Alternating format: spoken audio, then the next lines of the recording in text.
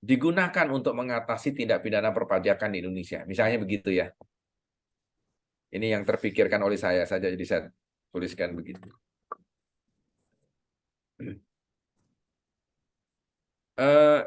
Pertanyaan ini menarik karena menggunakan kata tanya apakah. Apakah doktrin ini digunakan? Jadi jawabannya ini ya dan tidak sebenarnya. Digunakan atau tidak digunakan. Kalau pertanyaannya itu.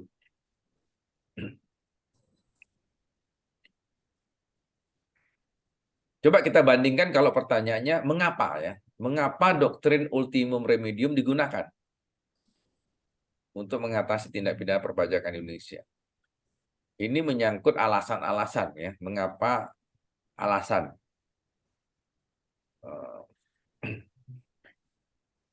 Nah, kalau kita ganti dengan kata bagaimana, ini kelihatannya lebih cerita tentang mekanisme atau tata cara ya. Bagaimana doktrin ini digunakan? Sekilas kita melihat ada gradasi-gradasi begitu ya. Bahwa pertanyaan apakah itu seringkali dianggap pertanyaan yang hanya menjawab sisi yang sangat periferial orang nyebutnya ya. Kulitnya gitu. Jawabnya hanya digunakan tidak digunakan, ya atau tidak. Beda dengan pertanyaan nomor dua. Pertanyaan nomor dua itu agak lebih mendalam alasan gitu. Nah, pertanyaan nomor tiga ini hati-hati. Ini bisa saja mungkin dianggap terlalu teknis. Bagaimana penggunaannya? Sehingga sering kata tanya ini jadi problem ketika teman-teman membuat rumusan masalah. Nah, untuk menghindari itu, kita harus bisa menyiasati kata tanya ini. Sebab dalam bahasa Indonesia, penggunaan kata tanya itu bisa berbeda ya maknanya. Kata apakah itu bisa jadi tidak hanya bertanya iya atau tidak. Misalnya kalau kita rubah sedikit saja ya. Apakah doktrin ultimum remedium tepat digunakan untuk mengatasi tindak pidana perpajakan Indonesia? Jadi pertanyaannya bukan digunakan atau tidak digunakan, tapi tepat atau tidak tepat digunakan. Dengan menyisipkan kata tepat saja, kedalamannya udah beda. Jadi kita mengindikasikan sudah digunakan, tapi persoalannya tepat atau tidak tepat. Nah, ketika kita mengatakan tepat tidak tepat, kita harus menunjukkan alat ukurnya apa, parameternya apa untuk mengatakan dia tepat tidak tepat. Mungkin kita menggunakan satu teori tertentu. Nah, pertanggungjawaban teorinya sendiri harus kita uraikan mungkin dalam latar belakang. Jadi kalau mau dipakai ya bisa saja ditambahkan menurut perspektif apa. Jadi dengan menambahkan beberapa konsep baru atau variabel baru di dalam pertanyaan kita akan terlihat formulasi permasalahannya menjadi lebih mendalam gitu ya. Terlihat ada kedalamannya.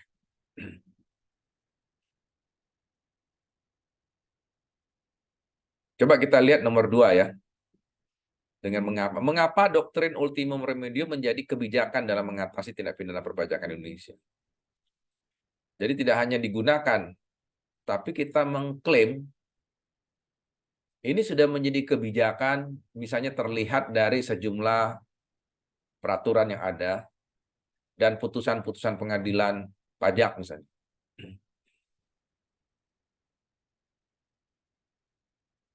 Dan kita bandingkan, ternyata ada kebijakan sebelumnya, periode sebelumnya yang berbeda. Sehingga kita membutuhkan alasan yang lebih bisa dipertanggungjawabkan.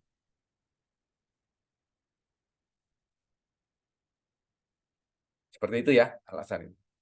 Bahkan kalau kata tepat ditambah di sini menjadi kebijakan yang tepat, tidak, itu soal penilaian ya. Itu bisa saja. Kalau kita sudah punya klaim itu menjadi kebijakan yang tepat, kita ingin memberi alasan. Dilihat dari aspek apa? Dari strategi, misalnya apa, penambahan anggaran negara, misalnya kayak gitu ya. Bisa jadi menarik. Atau pengurangan kasus-kasus perpajakan di lembaga peradilan kita, misalnya, supaya bisa dipangkas jumlah kasus yang masuk. Bagaimana hakim memformulasikan doktrin ultimum iudium dalam putusan-putusan tindak pidana perpajakan Indonesia? Nah, ini saya tentu saja tiap-tiap pertanyaan ini kalau kita sedikit bikin dia lebih kompleks, kelemahannya masih tetap ada ya. Misalnya klaim di Indonesia, ini hati-hati teman-teman suka sekali menggunakan klaim di Indonesia, padahal yang diteliti kemungkinan tidak mewakili kasus-kasus di Indonesia. Misalnya. Kayak gitu, hati-hati. Penggunaan lokasi ini juga penting ya. Putusan-putusan misalnya, ini seberapa putusan-putusan yang kita teliti itu menjadi cerminan dari putusan-putusan tindak pidana perpajakan pada umumnya gitu. Itu contoh ya. Contoh dari catatan-catatan atau yang bisa kita komentari dari penggunaan kata-kata tanya. Intinya kata tanya yang sama bisa kita gunakan tapi dengan tingkat kedalaman yang berbeda gitu. Jadi tidak selalu harus diartikan apakah itu lebih rendah kedalamannya dibandingkan misalnya dengan apakah gitu ya. Tidak selalu. Tergantung bagaimana kita memformulasikannya. Ya. Nah, ini kita coba gunakan satu alat bantu ya. Misalnya dalam membuat desain penelitian, kita bisa juga yang kita teliti itu apa? Ya, yang kita teliti itu. Objek penelitian kita itu apa? Kadang-kadang kita berkutat ke fakta-fakta. Kalau hanya meneliti fakta, sebenarnya kinerja kita sebagai peneliti itu nggak mendalam. Dalam penelitian S3, kita tidak bisa hanya meneliti fakta kan. Kita harus meneliti lebih jauh dari itu. Jadi kita tingkatkan penelitian kita ke konsep, bisa juga ada yang meneliti prosedur, ada yang meneliti prinsip. Itu pada level yang paling ringan, paling rendah ya, sekedar untuk mengetahui atau mengerti konsep. Nah, level ini harus kita lewati. Jadi teman-teman harus meningkat ke aspek yang menganalisis, menggunakan atau menganalisis. Kalau dalam taksonomi Bloom itu levelnya mengembangkan, itu develop ya. Konsep. Nah, kata prosedur itu untuk konteks pembahasan kita saya ganti dengan proposisi ya, sesuai dengan skema kita. Jadi kita meneliti konsep, prosedur, atau prinsip. Prinsip itu lebih ke asas-asas gitu ya. Demikian juga kalau kita sampai level mengembangkan, itu juga sama. Ada konsep, ada proposisi, bahkan kita bisa lebih luas dari itu, teori dan prinsip. Intinya teman-teman pasti ketemu dengan semua ini ya, konsep, terutama konsep-konsep ini. Pasti ketemu. Dalam penelitian kita pasti kita meneliti objek kajian kita pasti terkait dengan konsep-konsep hukum itu pasti. Bahkan melangkah ke proposisi seperti yang saya katakan tadi. Atau ke dimensi yang lebih tinggi dari itu. Prinsip-prinsip yang lebih mendalam dari objek kajian kita. Ini kajian metateori kalau sudah begini ya.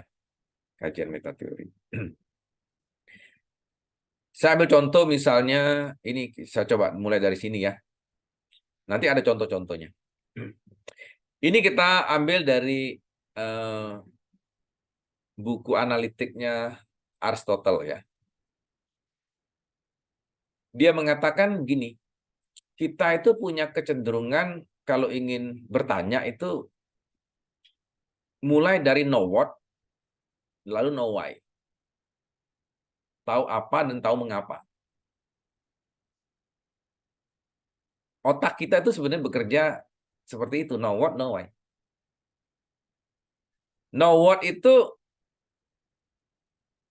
dipicu oleh adanya sesuatu yang muncul dalam realitas ya. Jadi kita merasa ada sesuatu, ada. Dia eksis. Itu kan memicu kita. Semua isu-isu hukum itu kan eksis dia. Misalnya ada putusan Mahkamah Konstitusi kemarin. Itu kan eksis putusannya. Itu memicu kita untuk tahu.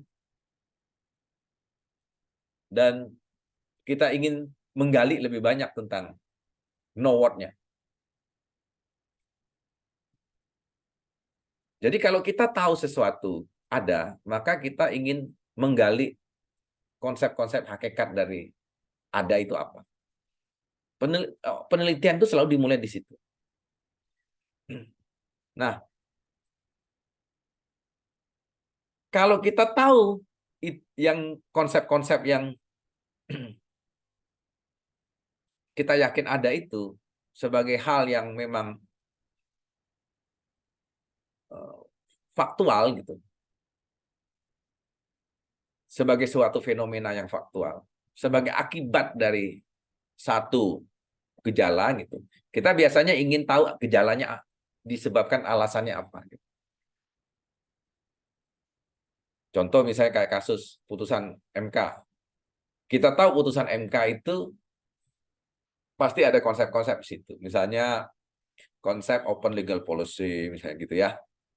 Konsep misalnya legislator positif ya, positif legislator gitu. Itu ada konsep-konsep kayak gitu. Ada konsep misalnya dissenting opinion misalnya kayak gitu-gitu ya. Itu kan konsep-konsep yang bertebaran dalam putusan itu. Semuanya harus kita pahami, kita harus beri definisi tentang konsep-konsep itu. Tapi kan kita nggak cukup tahu know what, kita harus tahu know why-nya. Nah, konsep-konsep itu setelah kita hubung-hubungkan, dia membuat satu semacam proposisi yang harus kita cari penyebabnya gitu ya. Jadi, when we know the fact, we ask the reason. Itu know why. Nah, di sini kita coba lihat ini affirmation, definition. Kalau ini description, explanation. Tahap awal dari penelitian itu harus kita bangun melalui fondasi ini, know what dan know why. Nah, ini kalau kita lihat di dalam bagan kita, bagan yang piramida yang pertama saya sebutkan itu, ini sebenarnya fact, lalu ke essence, turun ke bawah atribut, naik ke cause, gitu ya. Jadi kalau dilihat urutannya justru ke atas, turun sedikit, lalu ke cause. Jadi saya gambarkan begini ya. Sebenarnya ada di sini nanti ya, kayak gini.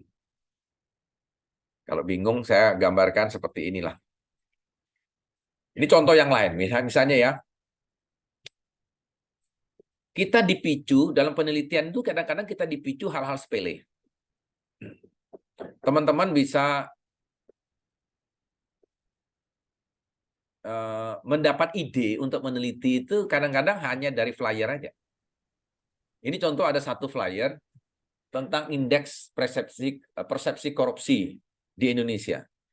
Ini coba kita lihat indeks persepsinya naik sampai tahun 2019 ya. Turun, naik sedikit 2021, tapi terjun bebas 2022 gitu. Di Asia Tenggara indeks kita itu ya nomor 5 ya, di bawah Vietnam, di bawah Timor Leste malah. Nah, kalau kita ingin tahu lebih banyak, ingin kita angkat, ini menjadi satu isu dalam penelitian kita, kan ini harus kita cari tahu kan. konsep-konsep apa saja yang muncul di dalam flyer ini.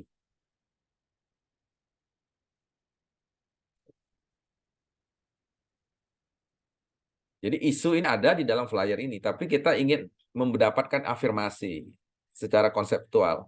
Kita harus tahu apa yang dimaksud korupsi, apa indikator dari indeks ini, siapa yang mengindeks, harus tahu kan. Apa makna dari angka-angka ini 36, 37, 38 gini, apa maknanya? Seberapa indeks ini dapat dijadikan acuan kita, ya kan? Dapat dipercaya nggak, reliable nggak angka-angka ini? Misalnya itu pertanyaan-pertanyaan yang ada di benak kita kan. Nah, hasilnya mungkin bisa berupa definisi-definisi, misalnya apa yang dimaksud dengan korupsi. Kalau kita mau berhenti sampai di sini saja, bisa nggak kita angkat jadi rumusan masalah? Bisa. Jadi teman-teman tidak perlu harus melangkah lebih jauh juga sudah bisa melakukan penelitian. Mulai dari tahap ini aja menarik. Misalnya saya ambil contoh. Ini Singapura urutannya tinggi 83 ya. Dari skor 100 kan di 83 kan tinggi ya. Malaysia 47. Timor Leste 42. Indonesia 42. Vietnam 42. Indonesia 34 misalnya gitu. Dari skor 100 ya. 0 sampai 100 itu angka itu. Tapi pertanyaan kita, yang disebut korupsi itu sama nggak antara yang terjadi di Singapura, Malaysia, Timor Leste, Vietnam, Indonesia? Jangan-jangan itu aja menarik. Misalnya, Indonesia itu mengartikan korupsi itu ini dalam bahasa Inggris ini. Coba kita mendefinisikannya panjang sekali kan. Corruption is a form of dishonesty on a criminal offense, segala macam. Ini kita bisa ambil dari Undang-Undang Tipikor. Di Malaysia mengartikannya beda. Corruption is the act of giving, or Singapura corruption is receiving, asking, segala macam. Bayangkan, membandingkan definisi ini saja menarik. Sudah menarik. Untuk tahu ini ada perbedaan secara konseptual enggak? Sehingga kita bisa mengkritisi juga indeks ini. Jangan-jangan persepsi ini terlalu disederhanakan, karena kita barangkali mengartikan ini kalau definisi konotasinya kan banyak ini. Kita bisa sempurna, kita bisa bikin dia lebih sederhana kan, kalau menggunakan rumus definisi itu kan kita harus cari genusnya, cari diferensiasi spesifikasinya gitu ya. Kita bagi-bagi gitu. Dengan membuat itu aja sebenarnya sudah menarik. Bayangkan untuk level pertama aja, no word aja sudah kayak gini. Kerumitan kita. Jadi dalam latar belakang kita bisa mulai, sehingga artinya mulai membuat dia jadi kompleks. Sehingga yang baca latar belakang kita itu percaya bahwa penelitian kita itu nggak sesimpel yang Anda bayangkan loh. Karena Anda hanya melihat flyer ini. Tapi saya bisa membongkar. Di dalamnya itu ada konsep-konsep menarik itu.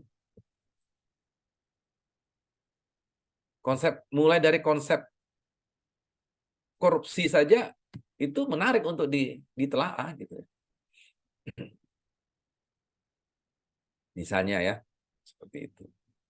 Itu contoh ya teman-teman ya, bagaimana kita menyiasati, membuat, inti poin saya adalah bagaimana membuat trigger sederhana, stimulus sederhana seperti flyer ini bisa kita olah menjadi satu isu yang kompleks secara hukum gitu.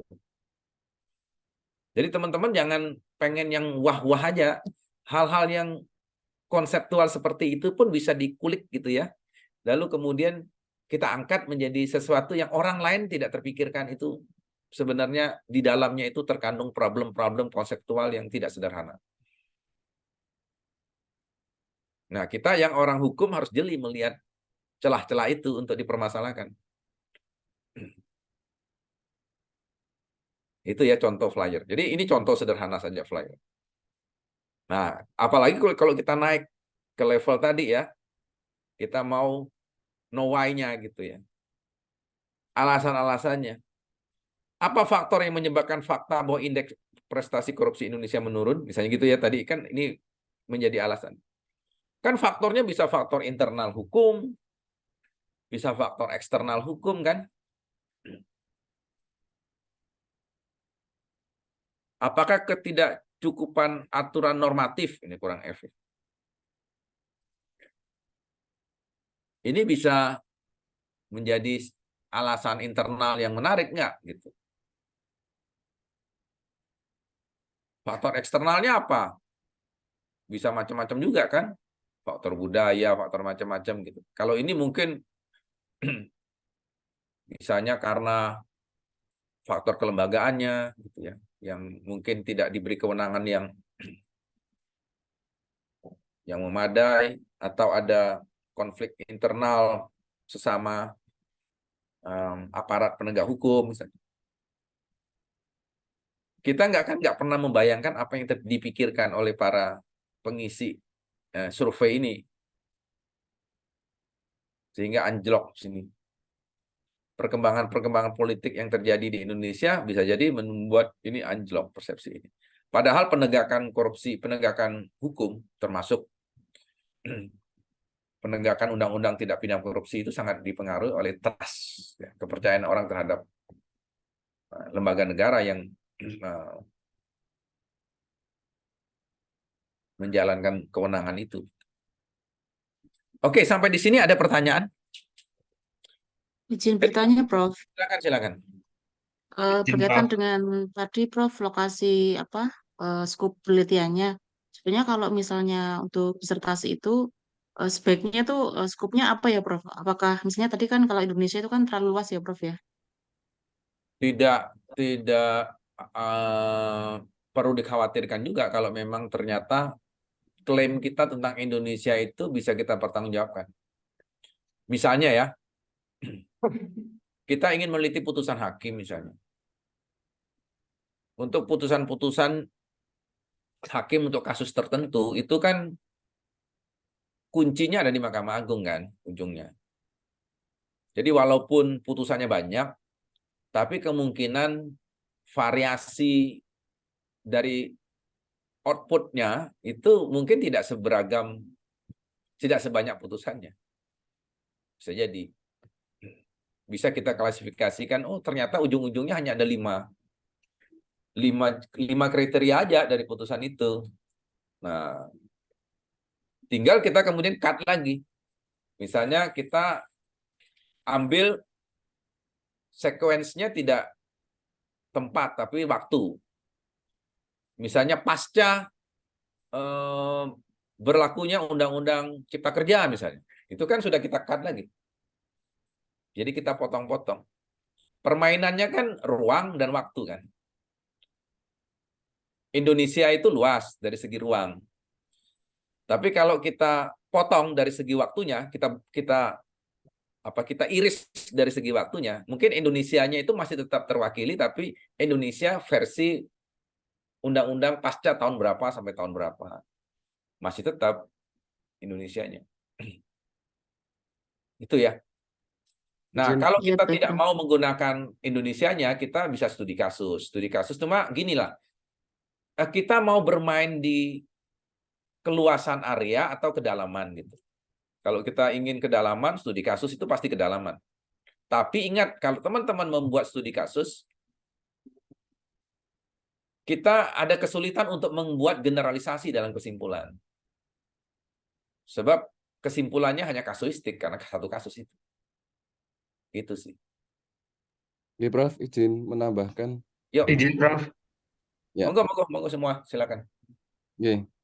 Terkait dengan tadi yang disampaikan oleh Mbak Eta nih. Nah, ini saya juga tertarik, Prof, untuk menanyakan terkait dengan bagaimana sih kemudian itu bisa mewakili daripada Indonesia. Misalkan yang saya teliti ini terkait dengan perusahaan-perusahaan startup yang berkategori unicorn di Indonesia itu kan kurang lebih ada 21 perusahaan.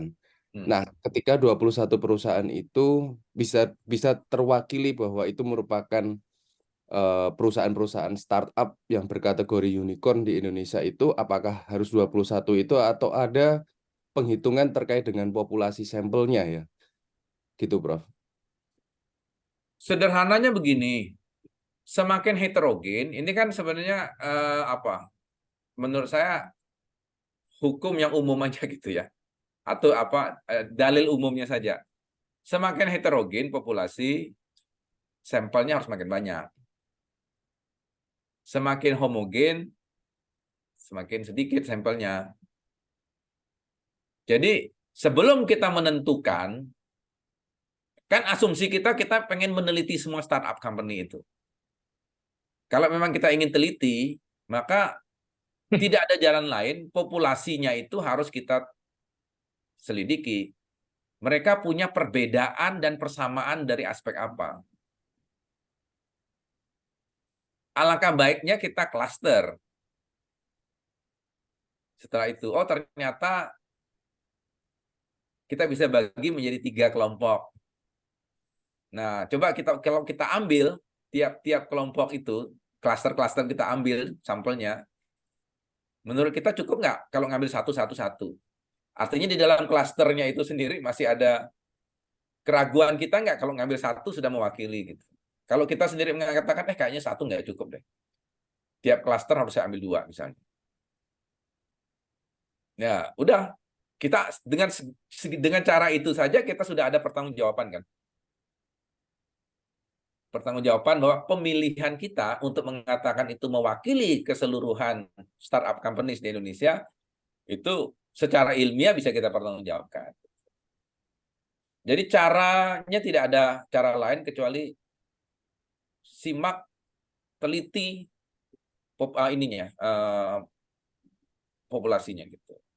Seberapa dia heterogen. Jadi mau nggak mau harus kita cek. Karena kalau kita enggak, kita akhirnya jadi kayak namanya accidental sampling. Accidental sampling itu ya tinggal ngambil yang mana yang keambil. Itu kan tidak mewakili. Sama seperti misalnya kalau kita ingin tahu, itu kalau accidental sampling itu contohnya itu reporter televisi misalnya kalau lagi melaporkan apa kebakaran misalnya, dia pasti yang ada di situ aja yang diwawancarai. Ini kebetulan ada bapak ini saya wawancarai ya, itu kan accidental sampling. Kebetulan orangnya ada di situ yang diambil. Kita nggak boleh begitu dalam penelitian kita. Kita harus dalam keadaan tenang, kita amati. Oh ini ternyata perbedaan. Kalau ternyata sangat homogen, ya buat apa punya sampel banyak? Satu aja cukup. Kita bisa klaim itu seluruh Indonesia malah. Kalau dia ini ya, homogenitasnya kita jamin. Itu mirip kalau saya katakan kalau kayak kita minum itu obat.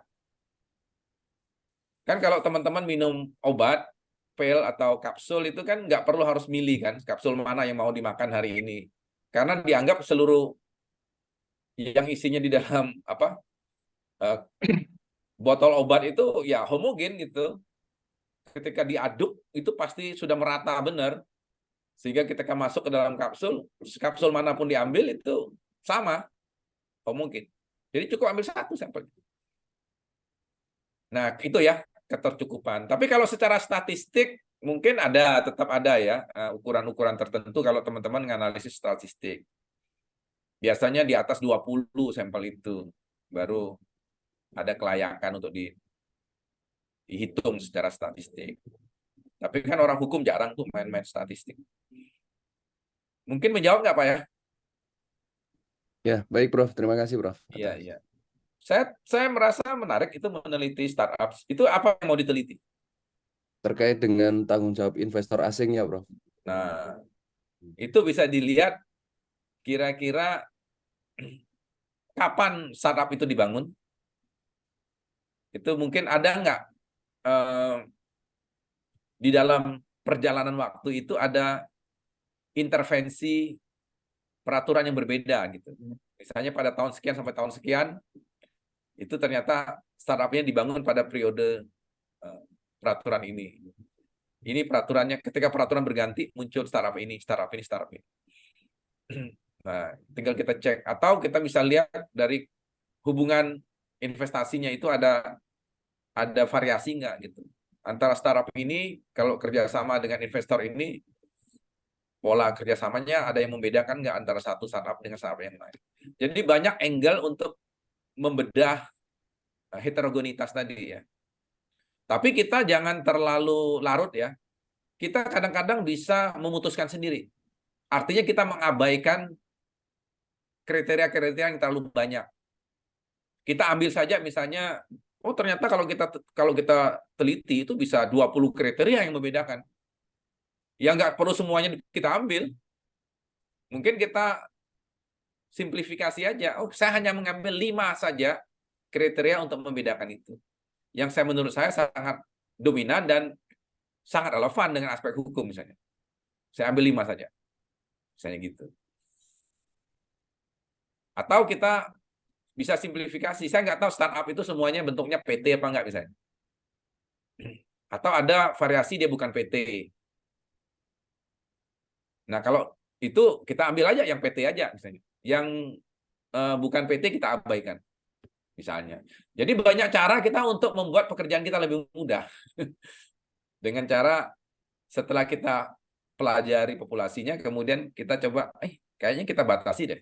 Karena kalau saya teliti lebih banyak, mungkin saya nggak punya waktu, nggak punya tenaga, nggak punya kemampuan yang mengcover semuanya, udah saya batasi. Nah, itu harus kita eksplisitkan dalam penelitian kita. Bahwa penelitian kita punya keterbatasan. Nah, keterbatasan itu sengaja kita lakukan. Bukan kita tidak sadar bahwa ada aspek lain di luar itu yang layak diteliti. Tapi sebagai peneliti, saya menyadari ada keterbatasan saya untuk mengcover semuanya. Sehingga penelitian kali ini saya lakukan ini. Orang lain nggak bisa nyalakan kita, karena kalau dia ingin menyalahkan kita, kamu teliti dong dari aspek yang kamu suka. Kayak gitu kan klaim kita. Gitu. Oke, baik, terima kasih, Prof. Ya. Ada yang lain ya? Izin, Prof. Boleh. Saya Izin, suka Prof. kalau kita diskusi kayak gini ya. Jadi saya nggak ada beban untuk terlalu banyak slide gitu. Silakan. Izin, Prof. Terkait dengan rumusan masalah, pada minggu yang lalu Prof menyampaikan merupakan kunci dari penulisan yang akan kita bahas. Betul. Kemudian dalam rumusan masalah itu antara pertanyaan 1 dan pertanyaan 2 tidak boleh saling bergantung. Dia harus berdiri sendiri-sendiri. Nah, dikatakan rumusan masalah yang baik berdiri sendiri-sendiri itu seperti apa, Prof? Menurut Prof. Terima kasih, Prof. Ya, gini aja sederhananya, pertanyaan itu jangan ngegantung tuh, maksudnya pertanyaan berikutnya itu sangat bergantung pertanyaan yang di atasnya ya atau tidak misalnya. Gitu. Kalau pertanyaan yang sendiri-sendiri itu bisa dilihat kalau kita bikin gini nih. Saya gambarkan aja ya. Ini repotnya kalau nggak ada papan tulis begini ya. Oh nggak mau, saya harus. Sorry.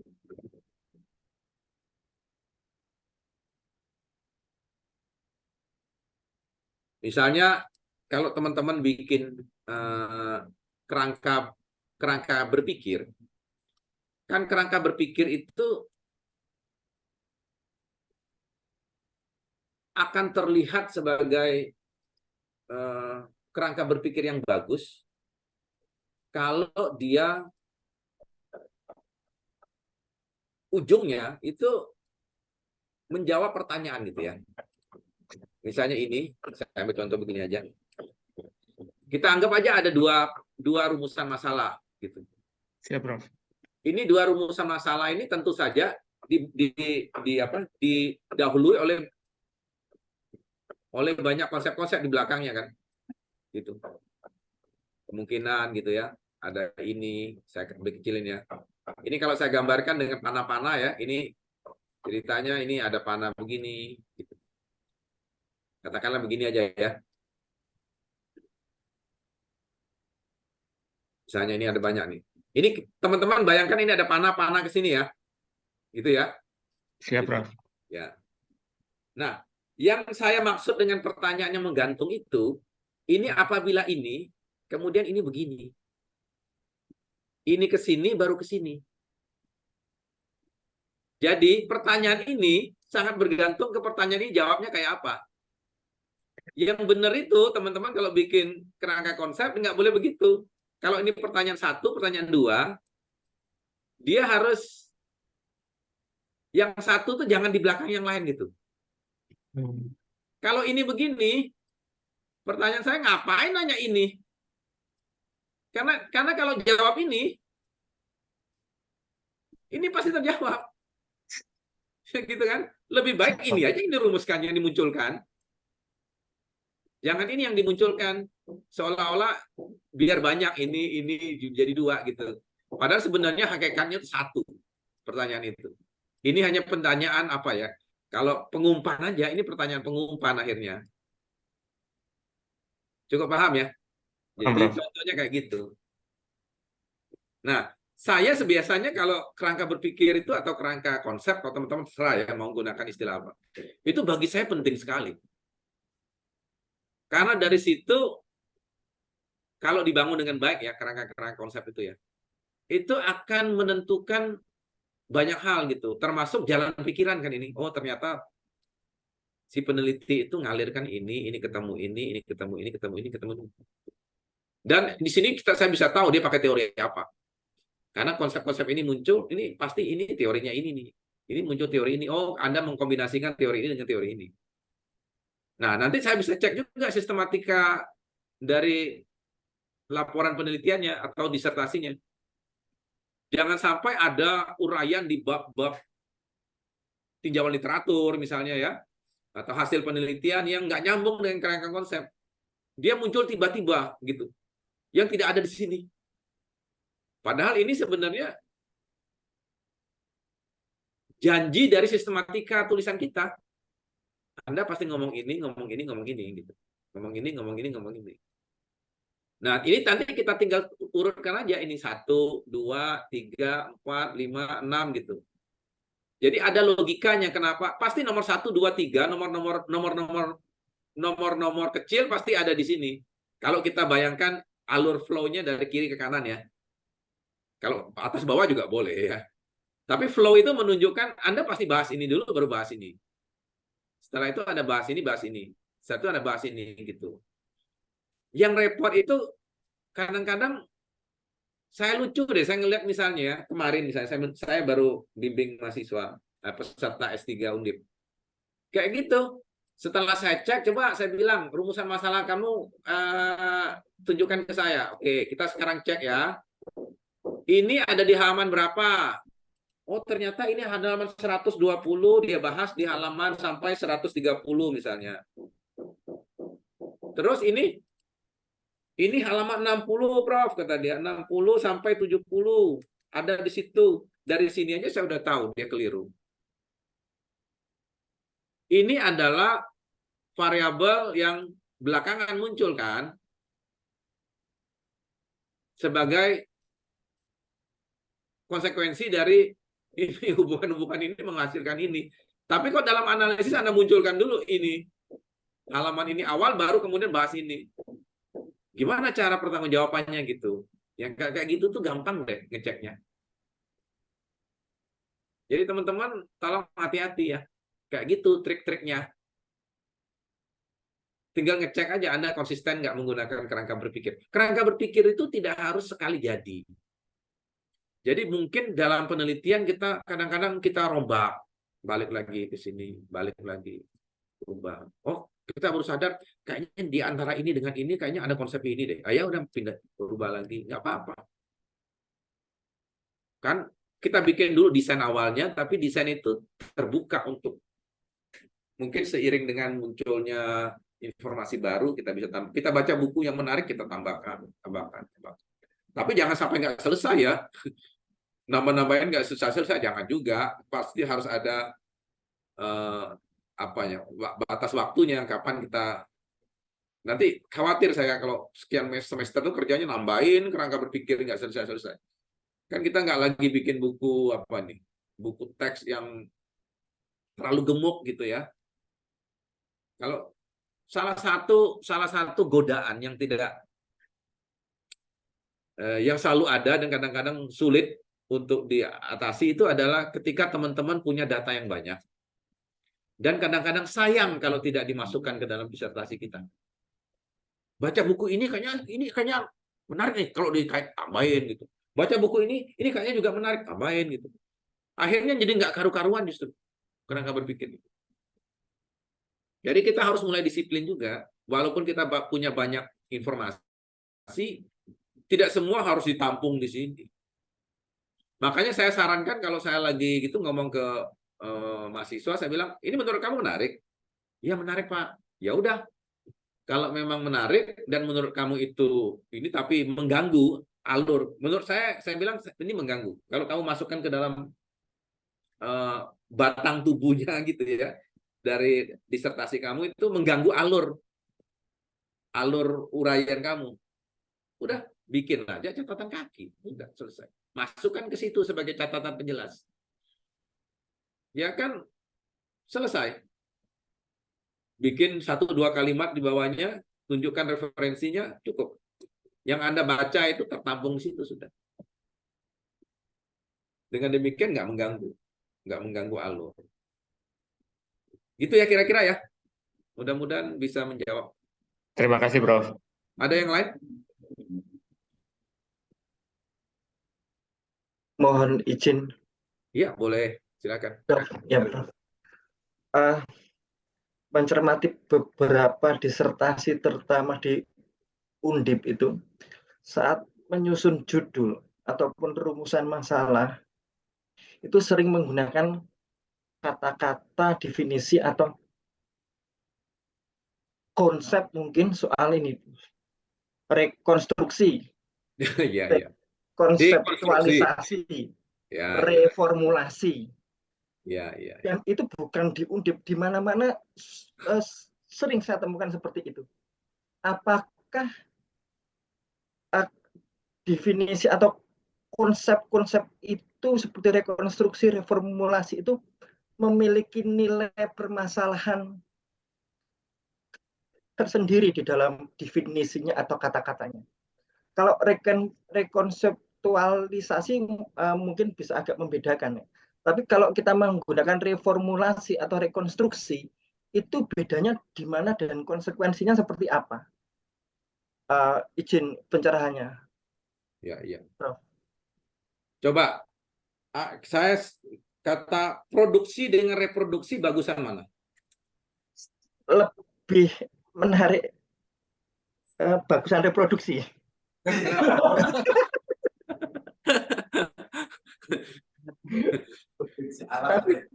Hah? Anda lebih suka reproduksi daripada produksi? Produksi ya? Produksi itu menunjukkan sesuatu yang baru. Oke. Reproduksi itu hanya merepetisi. Merepetisi. Iya. Jadi sebenarnya hati-hati dengan kata re ya. Re ini agak sedikit menjebak gitu. Oke ya. Jadi ya memang ini persoalan kata ya. Tergantung sebenarnya si peneliti itu memaknai konsep itu seperti apa ya. Memaknai konsep seperti apa. Karena misalnya kata konstruksi, dekonstruksi, rekonstruksi, ini kan punya konsekuensi filosofis yang tidak kecil. Konstruksi itu kesannya sesuatu yang belum Anda bangun, gitu kan? Dekonstruksi Anda meruntuhkan.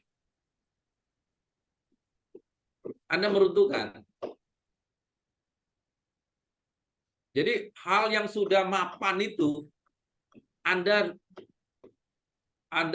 runtuhkan, Anda robohkan. Bukan kesannya luar biasa mendekonstruksi ini. Nah, setelah itu tindakan berikutnya terserah Anda ya. Kalau Anda penganut critical legal studies, Anda tidak ada kewajiban untuk membangun ulang. Anda bongkar sudah, karena tugas Anda itu hanya ngebongkar. Tapi kalau Anda misalnya berpendapat nggak bisa dong, ini ibarat rumah itu dibongkar masa nggak dibangun, saya terus tinggal di mana, ya kan? Nah mau nggak mau kan setelah itu harus rekonstruksi. hasil dari konstruksi itu. Konsekuensi dari Anda kalau penganut, bukan penganut critical studies ya, Anda kewajiban Anda setelah Anda rekonstruksi, Anda harus lanjutkan ke rekonstruksi. Jadi rekonstruksi itu menata ulang, tapi dengan mindset bahwa kita tidak boleh membiarkan itu vakum gitu ya. Anda terima bongkar, nggak terima pasang, istilah gitu. Itu bahaya tuh kalau kita datang ke tukang jam, dia hanya bisa bongkar, nggak bisa pasang, kan repot. Kita ingin dia, kalau hanya tukang bongkar kan anak kecil juga bisa. Ini sepanjang yang ada bautnya dia buka. Itu rekonstruksi itu. Tapi kita ingin dia pasang lagi. Gitu. Harapan kita, kalau ini kan boleh dikatakan tahap awal ya. Ini kayak Bung Karno itu membangun Indonesia itu tahap konstruksi itu. Sendi-sendinya dia bangun gitu-gitu ya. Nah, kita bisa aja menganggap ini sudah ketinggalan zaman, sudah out of date. Kita robohkan. Nah, tahap perobohan ini tadi kan harus ada asumsinya ya bahwa bangunan yang lama itu sudah tidak ideal. Sistem yang lama sudah tidak jalan. Kita robohkan semua. Nah, biasanya dekonstruksi itu dia harus bersifat menyeluruh ya. Integral perobohannya. Kalau Anda hanya sekedar mempreteli 1-2 unsur, kemudian Anda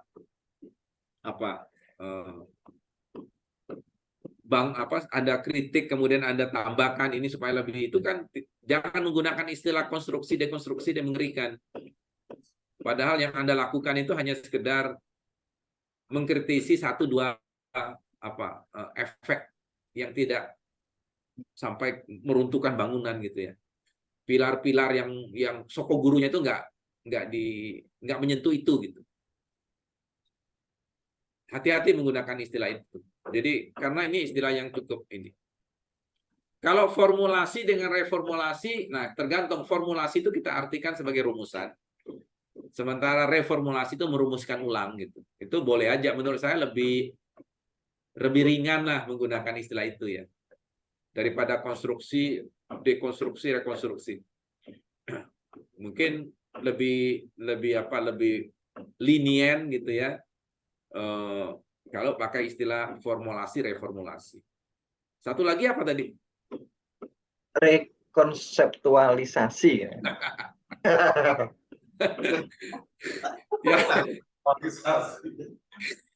Ya konseptual ya.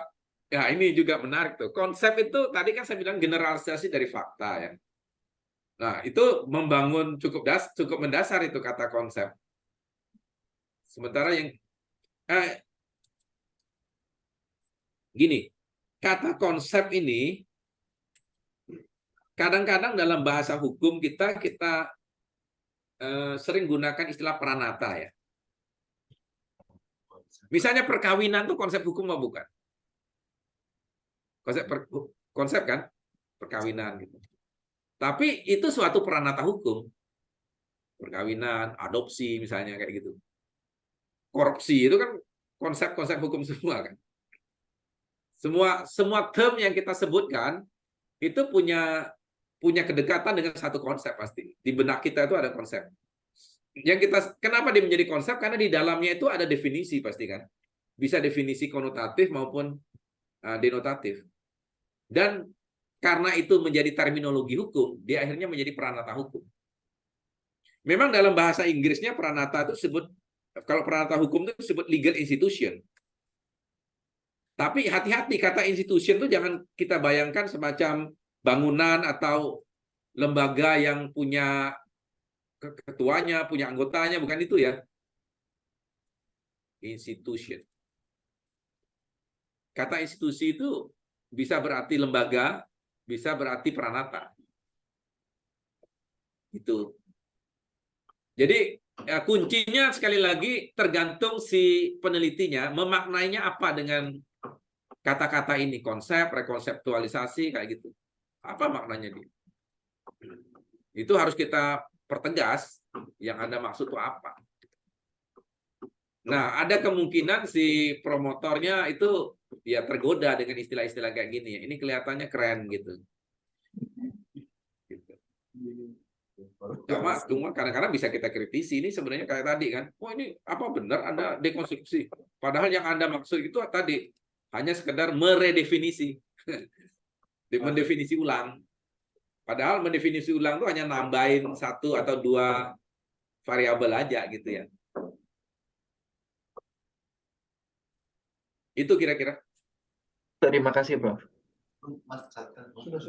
Jadi nanti kalau promotornya menawarkan istilah-istilah seperti ini, teman-teman bisa challenge ya. Ini kira-kira, Pak, apa nggak terlalu gagah, Pak, pakai istilah ini gitu.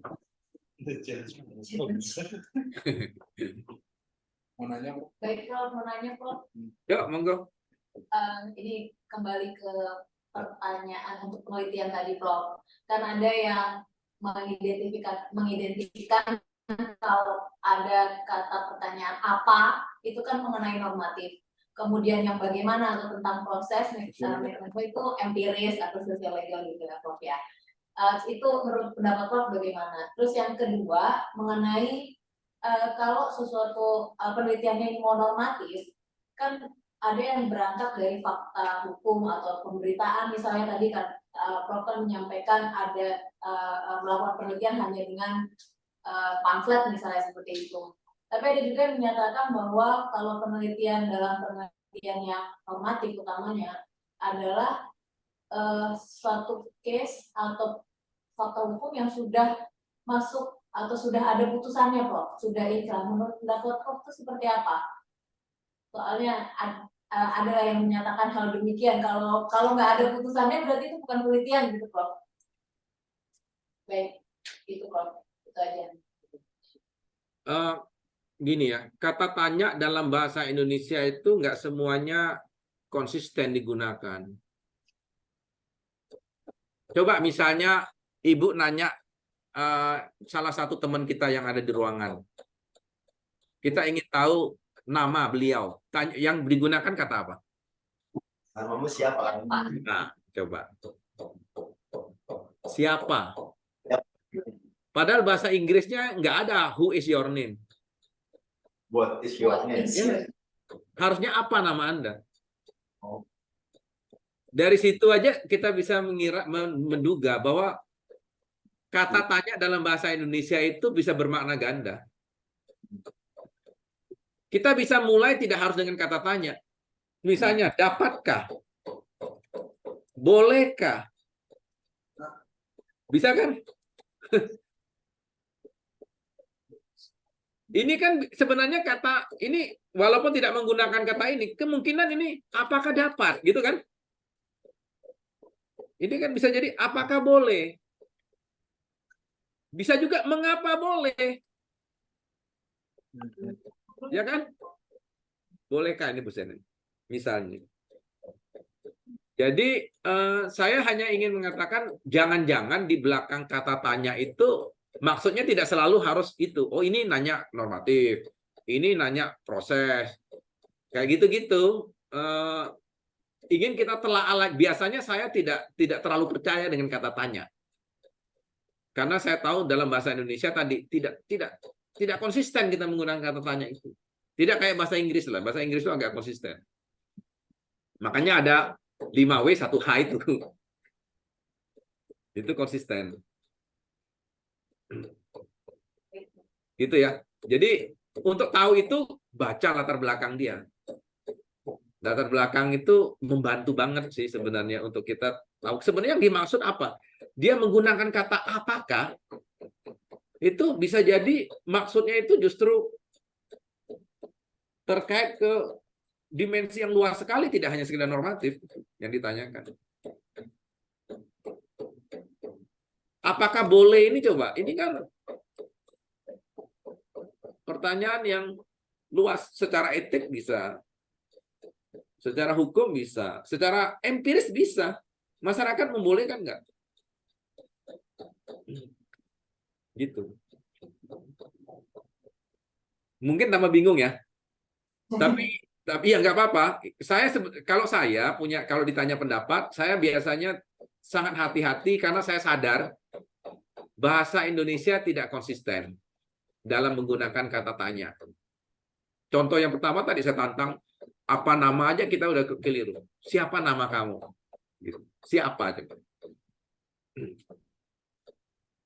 Kayak gitu. Nah, terus yang nomor 2 tadi apa ya? Putusan. Oke, putusan. Sebenarnya pertanyaan gini, boleh nggak kita membuat pertanyaan yang hipotetis? Misalnya begini, kita tahu bahwa artificial intelligence misalnya, itu perkembangannya di satu negara sudah sangat canggih ya. Di Indonesia mungkin belum. Sehingga case-nya ada di luar negeri. Tapi case-nya belum ada di Indonesia. Case-nya aja belum ada, apalagi putusannya. Tapi kita menyadari suatu saat kasus ini sangat rentan terjadi di Indonesia gitu. Nah, pertanyaan kita simpel. Tapi hipotetis pertanyaannya. Seandainya kasus itu terjadi di Indonesia, hukum kita siap nggak?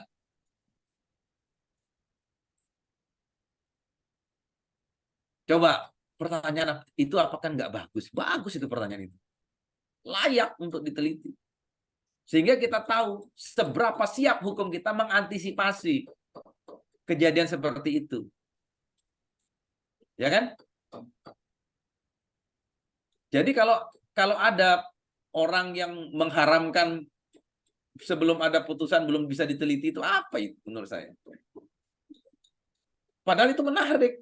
Nggak, orang yang tidak berani mengantisipasi gitu namanya. Pendekatan yang tidak antisipatif sama sekali. Hukum itu harus bisa antisipatif. Kan pertanyaan kita justru menggugah kita untuk siap-siap. Penelitian kita akan dijadikan acuan. Sehingga kita bisa mengatakan ini perlu diteliti atau tidak, perlu diatur lebih lanjut atau tidak. Peraturan kita punya kekurangan apa enggak. Kita evaluasi. Gitu kira-kira ya. Jadi bagi saya itu sama dengan pertanyaannya kalau saya ajukan ke ini teman-teman di Komisi Yudisial itu begitu ya. Kita kan punya jurnal yudisial namanya. Itu kan menganalisis putusan tuh ceritanya. Selalu ada pertanyaan, putusan yang dianotasi itu putusan yang inkrah atau enggak? Kalau Mahkamah Agung enggak mau, putusan itu harus inkrah. Kalau enggak inkrah, jangan dulu. Memang ada kayak gitu. Ada halal haramnya. Bahwa putusan ini enggak boleh di sini. Ya enggak lah. Oh, ini nanti bisa, kekhawatirannya itu bisa mempengaruhi hakim-hakim yang lain yang akan meneliti putusan itu. Ngapain kita takut hakimnya terpengaruh? Kita datang, saya bilang kita datang misalnya sholat Jumat atau pergi ke gereja, itu juga dipengaruhi pikiran kita oleh penceramahnya, oleh khotibnya. Kok kita nggak takut?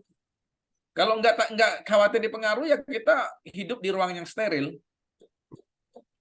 Apalagi nonton itu ILC misalnya, Indonesian Lawyers Club dulu. Wah, itu pengaruhnya luar biasa. Baru sidang aja belum, dia udah bongkar semua itu kasusnya di situ. Ya kan? Kayak gitu. Di dunia sekarang ini, dengan dunia medsos seperti sekarang, hakim-hakim takut dipengaruhi. Waduh, nggak bisa lagi. Dia hidup di dunia yang anta beranta itu. Apalagi yang nulis itu seorang akademisi, coba. Mengkritisi putusan. Bagus-bagus saja dia baca putusan itu, dia dapat insight, kan? Kenapa harus takut? Jadi nggak alasan yang terlalu berlebihan kalau kita dilarang untuk menganotasi atau meneliti putusan yang belum ada atau putusannya belum kekuatan hukum tetap misalnya. Jadi kayak saya tadi ya, pertanyaan yang hipotetis pun layak untuk diteliti. Gitu kira-kira. Baik, Prof. Terima kasih. Jadi jangan khawatir ya. Kalau sama saya sih oke-oke aja. Tinggal kalau ada yang keberatan, teman-teman berani untuk mengungkapkan itu. Kan ilmu kita tuh bukan ilmu matematik ya, yang terlalu banyak the do's and the don'ts-nya gitu. Sepanjang itu rasional, argumentatif, teliti. Justru semakin bermasalah, semakin problematik, semakin layak diteliti. Semakin kontroversial, semakin menarik diteliti. Jangan mengambil topik yang, aduh ini diteliti nggak diteliti sebenarnya, yang nyidangin aja males. Kenapa? Karena topik ini nggak menarik, gitu ya. Nggak ada rasa penasaran kita untuk tahu ini akhir kayak apa ya. Ini kayak nonton pertandingan bola itu kan menarik kalau kita ragu-ragu nih. Sama kuat gitu posisi antara pendapat kiri, pendapat kanan itu sama gitu. Kekuatannya sama itu jadi menarik. Tapi kalau Anda mengungkapkan satu problem yang di latar belakang pun saya sudah tahu hasil akhirnya. Oh ini kayak gini nih hasil jawabannya. Betul, setelah dilihat di kesimpulannya, ini sebenarnya nggak menjawab apa-apa. Antara sebelum baca dengan sesudah baca itu sama. Buat apa kita teliti? Bikin sampai 400 halaman. Terus hanya cerita yang skenario-nya kita udah tahu akan kayak mana hasil akhir. Jadi bikin sesuatu yang menurut saya sangat polemik, kontroversial, menarik, orang bertanya-tanya tentang ini, dan jangan diungkapkan di latar belakangnya, jangan dijawab di latar belakang. Open terhadap kemungkinan jawabannya. Nah, tunggu nanti Anda baca, Anda akan dapat kesimpulannya gitu, di akhir. Itu sih. Ya baik Pak, baik Prof, terima kasih. Ya, semangat ya. Terus? Mohon izin nyambung, Bro. Boleh nyambung, silakan. Pertanyaan penelitian dari judul kuliah kita hari ini dan dikaitkan dengan ruang dan waktu tadi. Kemudian yang pertanyaan Pak Trisoko tentang re tadi Pak, reformulasi, rekonseptuasi, kemudian ada rekonstruksi, dan ditambah pertanyaan dari Mbak Dita tadi, saya juga ingin bertanya nih Prof, untuk bisa membuka sedikit tentang kasus Aceng Fikri nih Prof, supaya lebih agak real ini. Dulu pernah ada kasus Aceng Fikri pemberhentian kepala daerah. Kalau ya, Garut. Kalau saya lihat pemberhentian kepala daerah itu sudah banyak tulisan, tetapi kita ingin yang berbeda gitu, maksudnya ingin menulis. Setelah kami teliti, ini kaitannya dengan hak uji ke Mahkamah Agung tentang pendapat DPRD, Prof. Diawali dari kewenangan yang diberikan kepada Mahkamah Agung, pasal 80 Undang-Undang Nomor 23 Tahun 2014. Itu telah memberikan kewenangan hak uji kepada Mahkamah Agung ketika DPRD akan menjatuhkan atau memberhentikan kepala daerah. Ada 4 hal, misalnya salah satu contohnya kepala daerah itu melanggar sumpah janji jabatan. Kemudian DPRD ingin menjatuhkan atau memberhentikan kepala daerah. Nah, yang sekarang itu tidak semudah itu, tapi harus melakukan hak uji pendapatnya itu ke Mahkamah Agung. Perkara-perkara yang ke Mahkamah Agung ini sudah banyak, sudah ada puluhan. Namun demikian, berangkat dari yang pasal 80 tadi, ternyata itu hanya soal pemberian kewenangan. Tapi bagaimana Mahkamah Agung harus menguji pendapat DPRD tadi, itu tidak ada. Jadi kalau dilihat ada kekosongan hukum. Kaitannya dengan hukum acara, bagaimana pendapat DPRD itu yang dimohonkan uji ke Mahkamah Agung itu harus diselesaikan. Namun demikian, hebatnya Mahkamah Agung sudah bisa memutus perkara-perkara tersebut.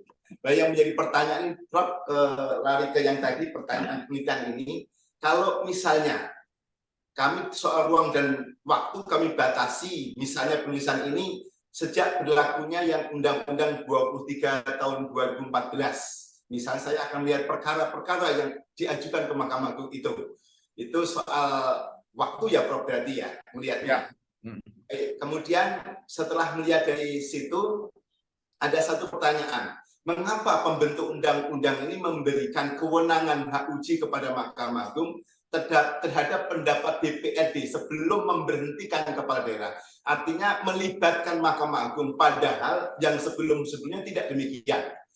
Setelah dilihat ternyata berlakunya undang-undang itu berpengaruh. Ketika 2299 tentang pemerintah daerah itu tidak mengatur soal kewenangan Mahkamah Agung, dan itu DPRD sangat mempunyai kekuasaan yang tinggi, gampang sekali untuk menjatuhkan kepala daerah. Nah, berangkat dari itu kasus Aceng Fikri kemudian muncullah di tahun 2014 itu, karena Aceng Fikri itu 2013-an sekitar itu, tapi di tahun 2004 sebenarnya undang-undang juga sudah mengatur, tapi belum begitu jelas. Dan di 2014 itu sudah makin jelas. Artinya tidak semudah itu kenapa DPRD harus melakukan uji pendapat untuk minta legitimasi dari Mahkamah Agung, karena kepala daerah ini sekarang dipilih oleh rakyat. Jadi tidak, memang sengaja dibikin rumit supaya tidak mudahnya DPRD itu menjatuhkan untuk memberikan kepala daerah ini. Apakah seperti itu kalau saya mau melihat tentang hak uji pendapatnya Mahkamah Agung, Bro? Karena saya lihat yang beberapa masalah atau soal judul pemberitaan kepala daerah itu sudah banyak. Tapi yang mengangkat kenapa sampai pembentuk undang-undang itu memberikan kewenangan hak uji kepada Mahkamah Agung terhadap pendapat DPRD yang ingin memberhentikan kepala daerah, ini apakah bisa diteliti gitu, Bro? Dan kalau misalnya bisa diteliti, pertanyaan pertama saya, karena memang ada 3 pertanyaan kayaknya nih, Bro. Sekaligus saya ingin meminta pendapat dari Prof ini. Kalau saya mau melihat rasio legisnya kenapa pembuat undang-undang itu memberikan kewenangan kepada Mahkamah Agung, itu apakah bisa, Prof? Kemudian yang keduanya, mekanisme pemberhentian kepala daerah yang kemudian ada pernyataan pendapat DPRD yang berujung dia harus dimohonkan dulu ke Mahkamah Agung, itu juga dianalisis di bagian kedua. Dan yang ketiganya, kita akan menawarkan, tadi kan ada kekosongan hukum, formula baru. Kalau tadi berbicara Ray, tadi saya ingin mengatakan bahwa menawarkan reformulasi baru, melengkapi yang sudah ada, atau ya kalau bilang melengkapi kan hukum asalnya belum ada. Apakah itu bisa juga gitu, Bro? Jadi ada 3 pertanyaan tadi. Terima kasih, Bro. Mohon pencerahannya. Ya. Nah, ini bisa jadi pelajaran buat teman-teman semua untuk saling membanding-bandingkan ya. Kira-kira rumusan masalah yang kita buat itu sudah tepat belum? Kalau saya lihat tadi ada beberapa pertanyaan yang memang bisa menjebak menjadi satu pertanyaan yang deskriptif. Deskriptif artinya jawabannya itu tidak membutuhkan analisis. Cukup mendeskripsikan. Contoh tadi kan tentang rasio legis. Apa rasio legis dari hakim? Kalau itu kan ada yang bilang loh, tinggal buka aja putusannya, ketemu, masukin gitu. Kan teman-teman pasti bukan itu. Artinya pembaca juga ekspektasinya bukan itu. Kalau pertanyaannya apakah rasio legis dari pembentuk undang-undang memberikan kewenangan kepada Mahkamah Agung, Bro? Nah, karena apa? Karena itu kira-kira ya bisa ditemukan di dokumen apa? Memori Vantuliting di DPR. Nah, kalau itu kira-kira semua orang bisa ketemu dengan mudah nggak? Harusnya aksesnya mudah, Bro. Nah, kalau iya, maksud saya akhirnya tingkat kedalaman dari pertanyaan kita menjadi kurang. Ya. Karena apa? Karena tanpa perlu penelitian sampai 400 halaman kita nulis disertasi, itu sudah terjawab. Jadi mungkin kita cukup bikin 2 lembar tulisan pun orang bisa langsung terjawab gitu. Sehingga lebih baik ya, bisa nggak dibenturkan? Itu kan ada 3 pertanyaan. 3 pertanyaan itu bisa nggak dibenturkan? Jadi kita sudah jawab lebih dulu. Rasio legis itu sudah ada dalam latar belakang kita. Kita ceritakan rasio legis itu. Sehingga kita tidak membuat pembaca kita bertanya-tanya lagi apa itu rasio legis. Tetapi kita ingin melangkah lebih tinggi dari sekedar bertanya rasio legis. Gitu. Misalnya apakah rasio legis ini sebenarnya itu punya kemampuan untuk mengatasi kevakuman misalnya. Peraturan perundang-undangan. Misalnya gitu ya. Itu kan berarti sudah orang yang membaca tulisan kita itu pasti nggak bisa jawab dan pasti tidak akan mengatakan itu bisa ditemukan di putusan. Karena kita sudah menghubungkan antara satu variabel dengan variabel lain kita benturkan. Variabel rasiologis yang kita sudah jelaskan, ini loh rasiologisnya. Tapi kita juga sudah mengungkapkan ada kevakuman loh dalam hal ini. Nah, rasiologis ini harusnya bisa mengatasi kevakuman itu. Harusnya. Misalnya ya, ini contoh ya. Jadi dengan cara, triknya adalah teman-teman bisa menyusun pertanyaan-pertanyaan dan kemudian kaitkan. Misalnya gini ya, trik yang paling gampang itu coba kita pikirkan, kita inventarisasi aja sebanyak mungkin apa rasiologis misalnya gitu. Dari apa gitu. Kemudian apa politik hukum dari gitu. Dari pembentuk ini ya, undang-undang ini ya, undang-undang apa gitu. Nah, pokoknya kita inventarisasi dengan menggunakan kata tanya apapun. Yang penting teman-teman coba bikin, jangan hiraukan dulu ini pertanyaan deskriptif, pertanyaan remeh-temeh, ini hanya nanya prosedural atau apa, cantumkan. Nah, baru kemudian kita renungkan, ada nggak yang bisa dikelompok-kelompokkan. Ini pertanyaan ini sebenarnya satu area nih. Sehingga kita bisa anggap, ini sebenarnya satu konsep yang terjawab dengan menggunakan kata ini, harusnya ini semua masuk.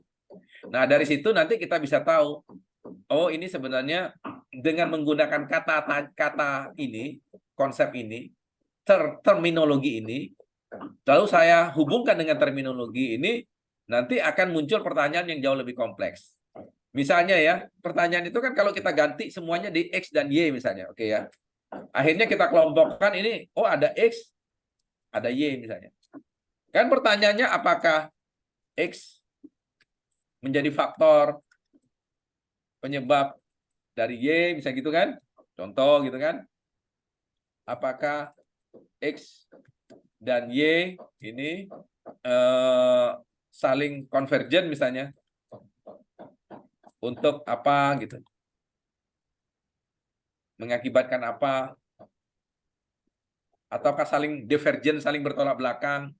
Jadi dia hadir bersamaan atau hadir bersamaan, berjalan bersama, atau justru bersilangan gitu kan? Itu konvergen, divergen. Itu pertanyaan-pertanyaan yang bisa dimodifikasi gitu ya. Dengan cara kita membenturkan rumusan masalah satu dengan rumusan masalah kedua. Jadi teman-teman bisa, nah rumusan masalah 1, 2 itu kemungkinan ada anak-anak pertanyaannya di bawahnya. Itu coba diinventarisir dulu, akhirnya kita akan ketemu, oh pertanyaan saya ini sekarang jadi jauh lebih problematik. Karena apa? Karena orang yang membaca pertanyaan saya belum bisa menjawab, atau kalaupun dia mengatakan ini pertanyaan sebenarnya tinggal buka dokumen udah ketemu. Jangan. Kalau itu kita lakukan, itu berarti kita belum melakukan penelitian awal. Jadi, penelitian tingkat disertasi itu membutuhkan adanya penelitian awal dulu. Penelitian awal yang menunjukkan kedalaman kita dalam menggiring permasalahan kita itu ke level yang pantas untuk diangkat menjadi rumusan masalah disertasi. Nah, itu kita giringnya di latar belakang. Nanti kita lihat latar belakang itu kayak apa ya, menggiringnya. Seperti itu. Mudah-mudahan menjawab ya. Baik, Prof. Terima kasih, Prof. Saya yakin ini pekerjaan berat. Saya tahu bahwa semua orang yang menulis disertasi itu pekerjaan terberatnya adalah merumuskan permasalahan. Research question-nya itu yang paling berat. Dan di dalamnya itu punya konsekuensi ya. Kalau rumusan masalahnya ini kurang gregetnya, itu akan jadi dosa berkepanjangan itu sampai akhir penulisan gitu. Ada yang sampai akhir aja nggak percaya diri dengan rumusan masalah dia, gitu. Itu bisa terjadi ya. Oke, kira-kira itu. Coba latar belakang, saya coba kita cari ya. Saya sebenarnya ada menyusun latar belakang ya.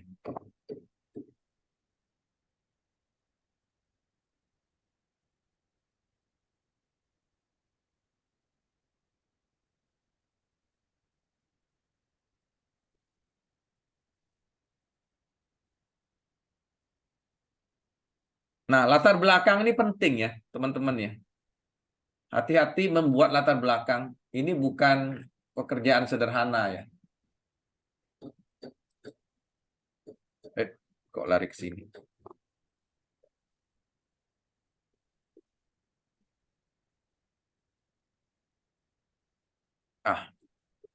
Saya malu.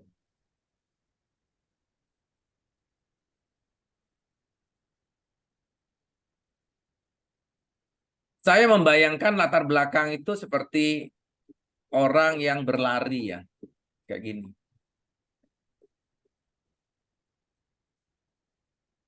Jadi, Slide-nya belum berubah, Prof. sudah? Slide. Oh, Ini masih yang lama, Prof. sorry.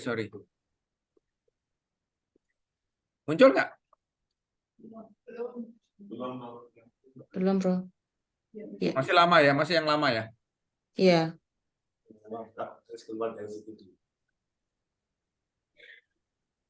Bentar. Gitu. Ini muncul? Latar belakang tulisannya. Sudah ya? Belum, Prof. Belum. Loh, kok ada yang aneh?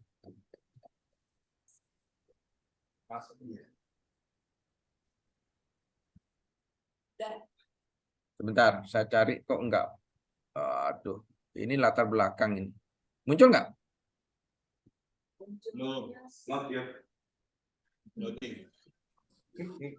Belum, Prof. Kok aneh ya? Padahal di Harus dibuka layar. dulu, Prof. Hah? PowerPoint-nya dibuka dulu baru di-share Sudah. screen. Sudah di screen saya sudah muncul ini. Latar belakang. Di kami belum, Prof. Kenapa ada keanehan begini?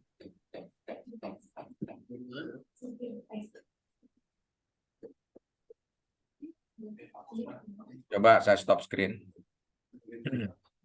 Saya buka dulu ya.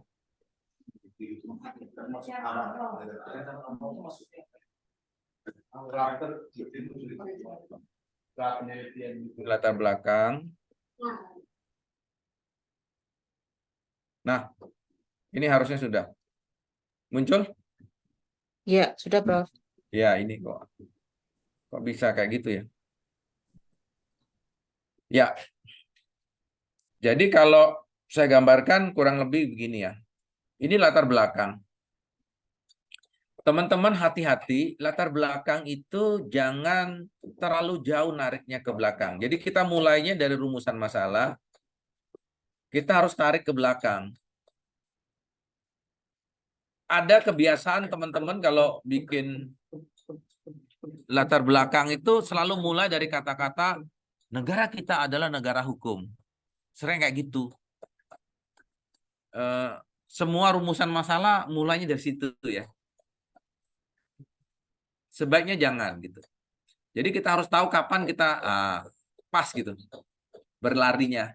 Karena kalau terlalu jauh nariknya itu pembacanya jadi lelah. Mirip kayak ini, pelari ini. Bayangkan kalau dia ambil ancang-ancangnya kejauhan.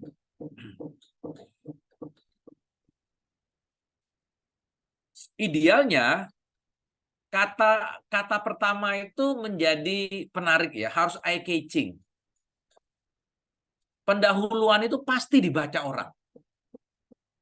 Literatur belum tentu. Orang kadang-kadang malas baca kajian literatur karena ini yang ngutip sana ngutip sini kan. Tapi kalau pendahuluan itu kan pasti menarik.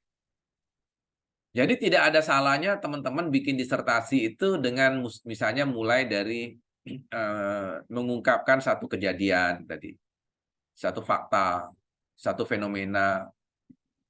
Nah, dari situ kemudian mulai kita bangun tuh.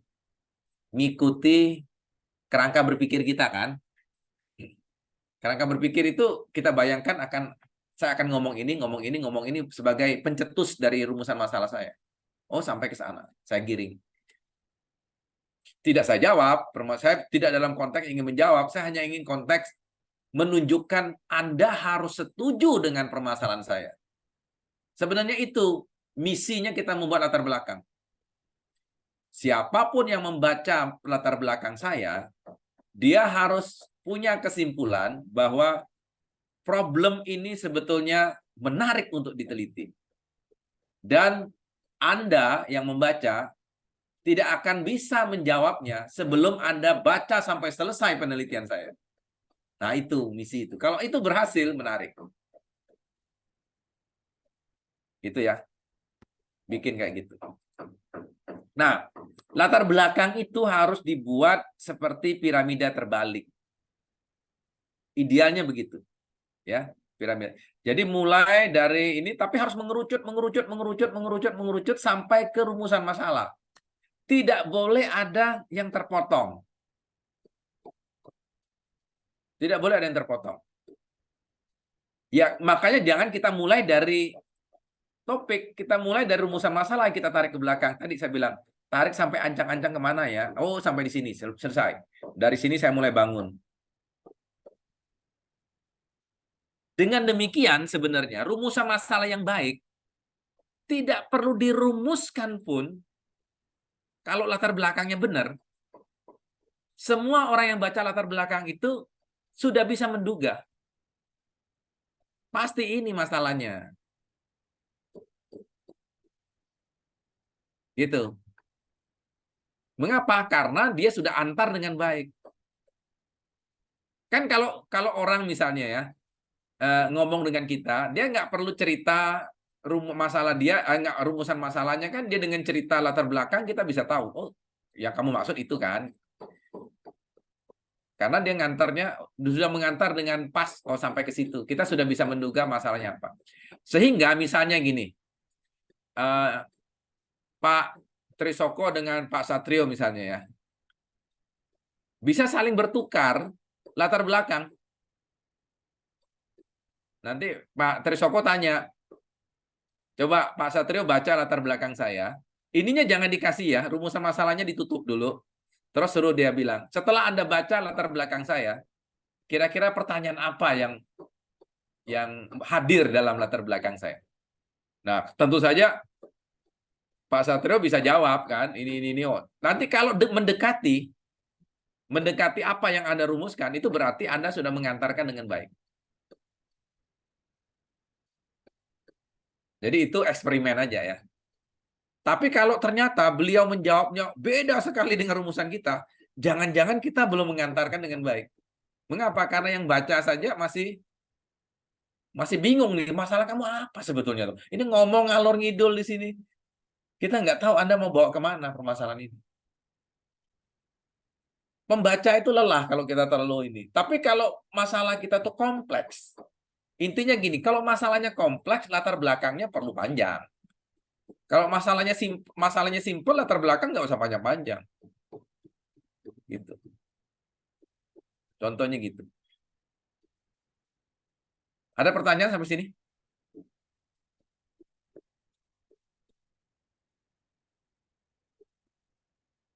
Masih, saya tahu di kepalanya masing-masing biasanya refleksi terhadap diri sendiri nih. Kayaknya rumusan masalah saya ini apa atau gitu ya kan?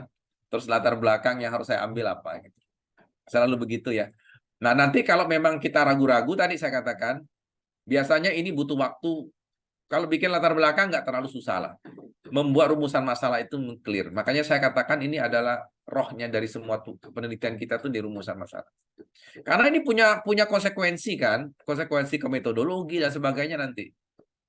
Jadi daripada kita membahas metodologinya apa, maka rumusan masalah itu perlu di-clearkan. Ya. Prof, izin bertanya, Prof. Ya.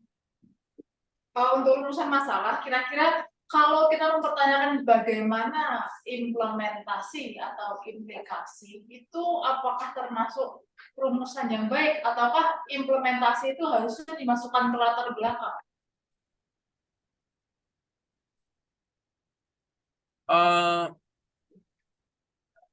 Pertanyaan itu kan harusnya yang belum ada ya kita tanyakan ya. Misalnya gini, kalau tanya bagaimana implementasi kan kesannya kita bicara aturan itu penerapannya seperti apa misalnya gitu kan. Ya. Nah, kalau itu yang saya khawatirkan akhirnya penelitian kita tuh hanya sekedar membongkar fakta kan akhirnya.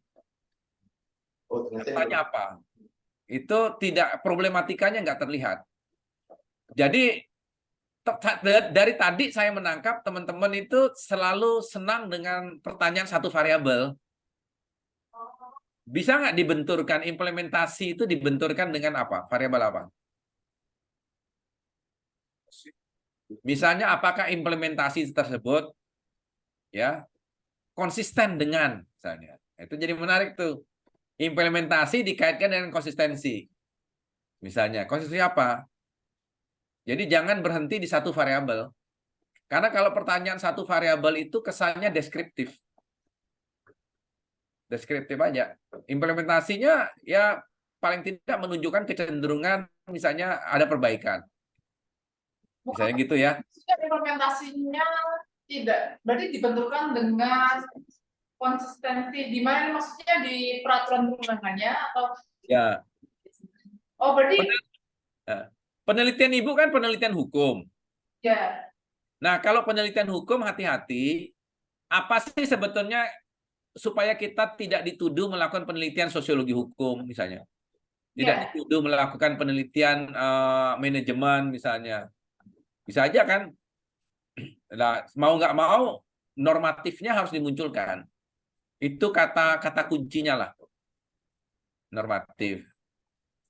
Jadi kayak tadi mereformulasi pasal misalnya tadi ya, atau mereformulasi konsep hukum itu lumayan itu. Intinya di ujungnya itu dibungkus lagi dengan sisi normatifnya. Sebab orang nggak bisa menghindari, saya kira para penguji kita juga sama, itu pasti berpikir hukum itu ujung-ujungnya harus normatif. Begitu ada bagaimana implementasi, ya itu bisa jadi orang sosiologi, orang politik hukum akan ngomong begitu. Gitu sih. Nah, jadi maksud saya tadi mungkin kalau implementasi, bagaimana implementasi dibenturkan dengan konsistensi, mungkin peraturannya demikian, kemudian nanti di rumusan masalah kedua baru reformulasi atau rekonstruksi. Jadi itu seperti pertanyaan pengantar seperti itu. Iya, iya. Kira-kira itu ngegantung nggak, Bu? Apakah dengan implementasi, kalau implementasi X, apakah akan membuat normanya dia menjadi tidak konsisten? Kalau Y menjadi konsisten, itu yang ingin ini kan? Nah, kalau memang begitu, kembali lagi kayak saya tadi, Bu. Kenapa nggak langsung kunci di pertanyaan nomor 2 aja? Karena pertanyaan nomor 2 itu mungkin mensyaratkan pertanyaan nomor 1 gitu. Sekarang gini ya, apakah pertanyaan disertasi itu harus lebih dari 1 ya? 3. Kalau bisa malah 3 sih, Prof. Ya gitu ya. Satu bisa. Dari 1 bisa. Berarti memang 1 bisa, Prof, maksud saya. Bisa. Nggak ada juga. Saya nggak baca di buku panduannya Undip itu ada pertanyaan disertasi harus lebih dari 1 tuh nggak ada. Kalau 1 saja problematiknya sudah tinggi, nggak perlu dipaksakan harus jadi 2, 3 gitu loh. Itu kayaknya menyusahkan diri sendiri gitu. Kalau punya istri 1 kenapa 2? Ya kan? Kalau 1 aja cukup. Ngapain dipaksakan harus 2? Gitu kira-kira juga. Berarti prinsipnya sebenarnya padat dan seringkas mungkin seperti itu. Yang penting itu kualitas pertanyaannya, bukan kuantitas pertanyaan. Kalau saya begitu loh. Kualitas pertanyaannya itu memang layak untuk menjadi disertasi. Ini pertanyaan doktor banget nih, gitu loh maksudnya. Tapi mungkin kalau implementasi itu saya harapannya bisa menjabarkan kenapa kok yang di sini berpendapat demikian, kalau yang di sana berpendapat demikian. Jadi harapannya seperti itu maksudnya. Iya, tapi kan isinya jadinya kan deskriptif. Artinya hanya tampilan fakta aja, Ibu. Akhirnya akan mengatakan misalnya di Pengadilan Negeri Semarang kecenderungannya begini, di Pengadilan Negeri Jogja kecenderungan begini. Orang tanya so what, problemnya apa?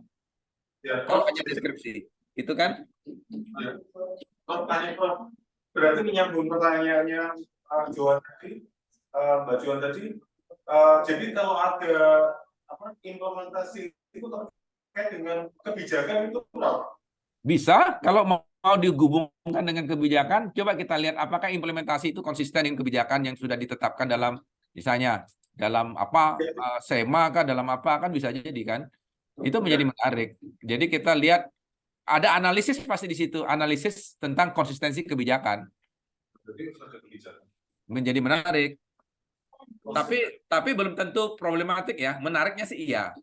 Problematikanya itu harus dibangun dengan menambahkan mungkin ada variabel lain gitu ya.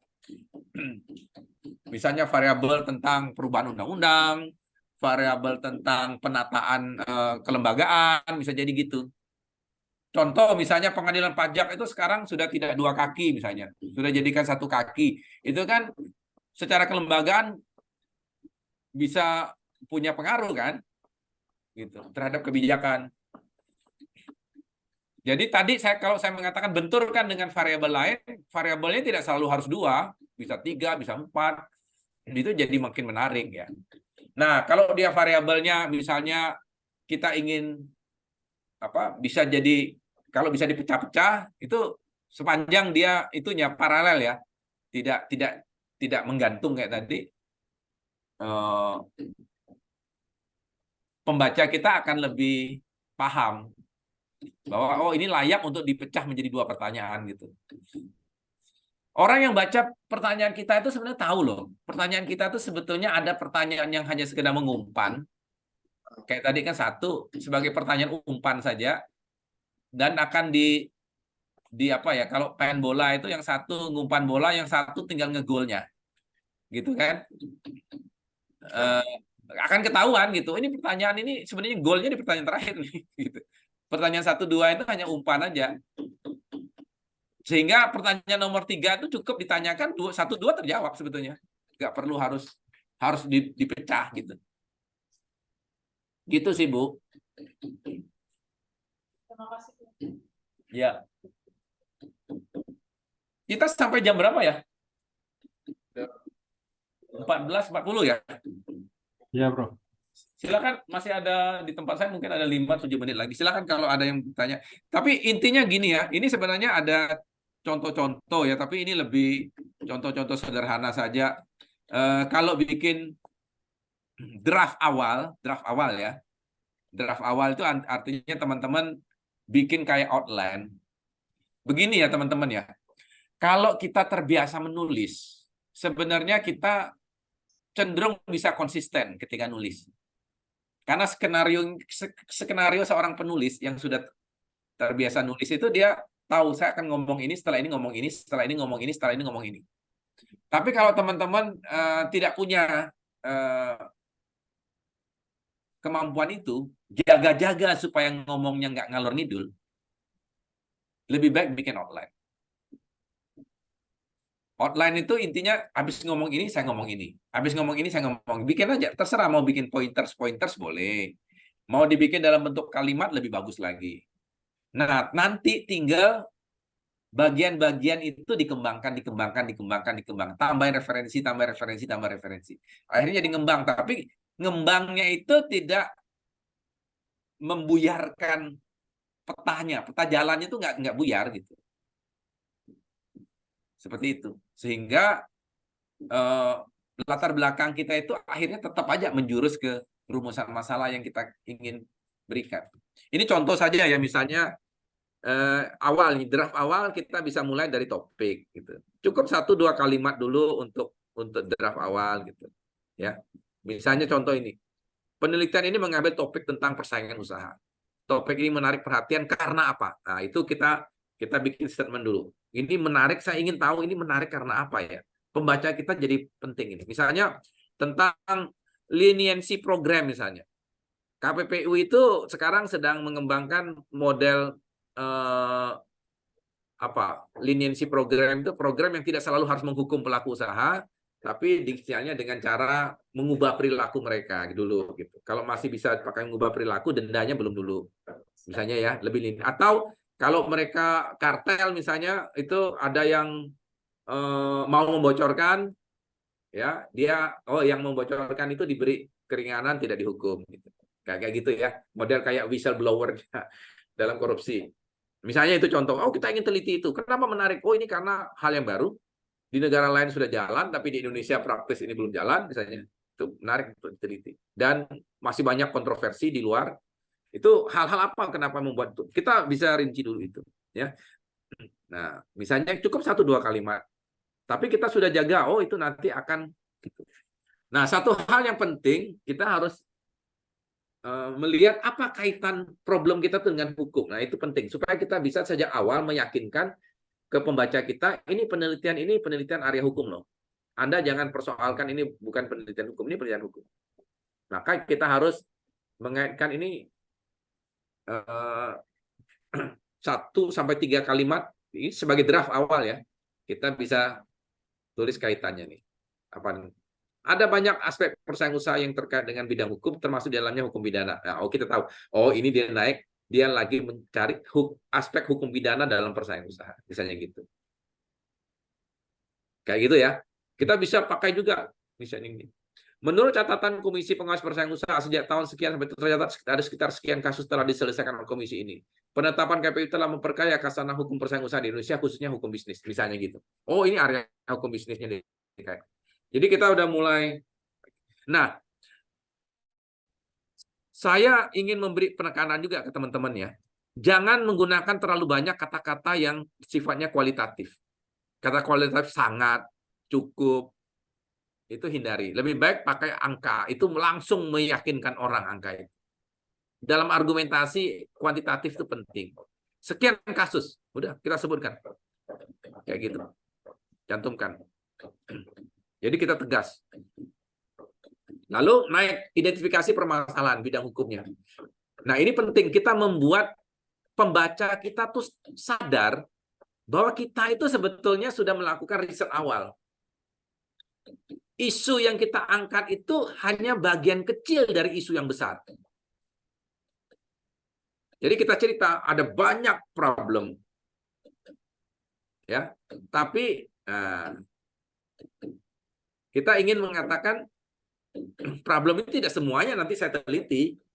Saya punya keterbatasan untuk meneliti semuanya. Tapi saya ingin menunjukkan bahwa isu ini bukan isu simpel. Ini isu yang besar. Terlihat dari identifikasi permasalahan yang sudah saya tunjukkan. Misalnya, paling tidak ada 5 permasalahan persaingan usaha yang dapat diidentifikasi dari kasus-kasus hukum administrasi yang mengemuka selama ini di masyarakat. Kelima permasalahan tersebut adalah ini. Kita bisa uraikan ya, ini ya, tentu. Atau menurut laporan Indonesian Corruption Watch, ada 3 persoalan penting yang menyeliputi isu-isu seputar persaingan usaha dalam konteks hukum acara pidana. Misalnya gitu. Udah. Hal-hal itu adalah ini. Kasih referensi kalau perlu. Contoh lagi ya, ada banyak permasalahan mencuat, tapi kita katakan seperti ini.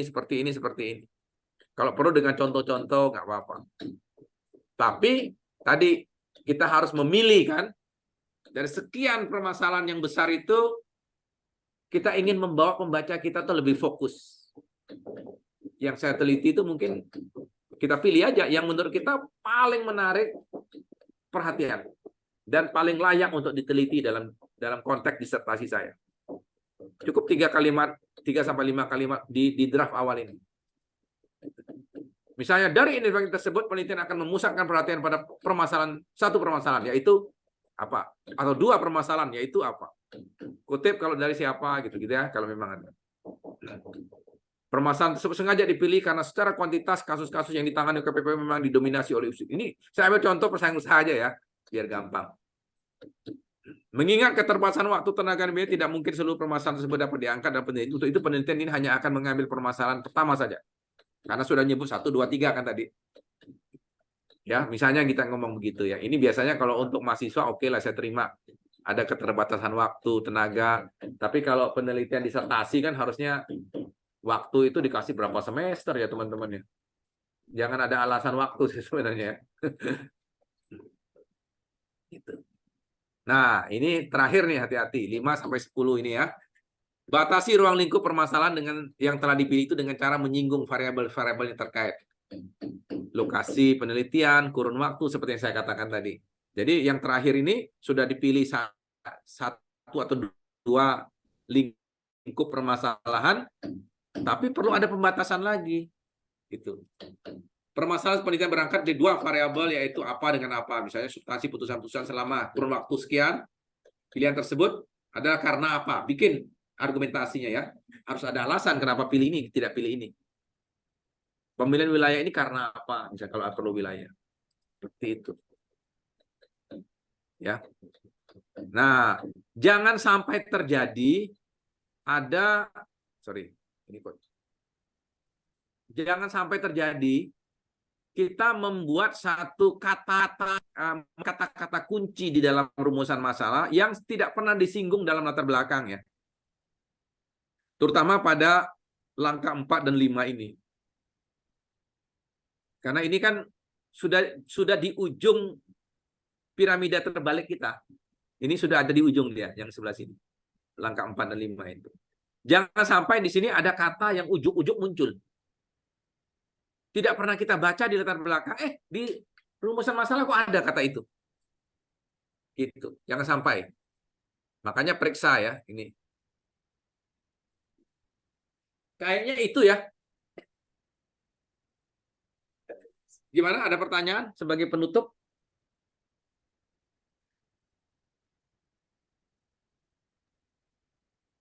Cukup mungkin Prof, mau minta itunya aja Pak, bahannya. Bahan boleh. Ya nanti saya share ini. Yang biasa kontak ke saya siapa? Kurang paham Prof. Biasanya dari akademik Pak ya? Oh gitu ya. Saya kalau gitu minta ke ini ya, ke Bu. Dian. Harusnya saya kasih. Tapi yang file-file kemarin sudah ya, sudah dapat ya. Kemarin Udah, Prof. di Sudah ya? Zoom. Udah, Latar Prof. belakang yang belum barangkali ya. Latar belakangnya dapat nggak yang ini? File yang saya tampilkan sekarang belum ya? Belum. Belum ya. Mungkin ini yang saya kasih ya. Baik, itu dari saya. Kita tutup. Terima kasih banyak. Sampai ketemu minggu depan. Ini nanti saya kirim ke Bu Dian aja ya, ke Mbak Dian. Baik, Prof. Biar minta ke beliau. Terima kasih. Minggu depan nanti insya Allah kita ketemu onsite nanti ya. Di kuliah terakhir lah. 2 atau 3 sesi terakhir kita bisa ketemu di Semarang. Sampai ketemu. Jaga kesehatan semua teman-teman. Terima kasih, Terima Prof. kasih, Prof. Terima kasih, Selalu, Prof. Oke.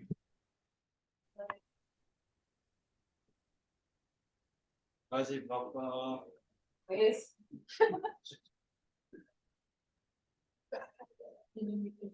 Wis, mulai.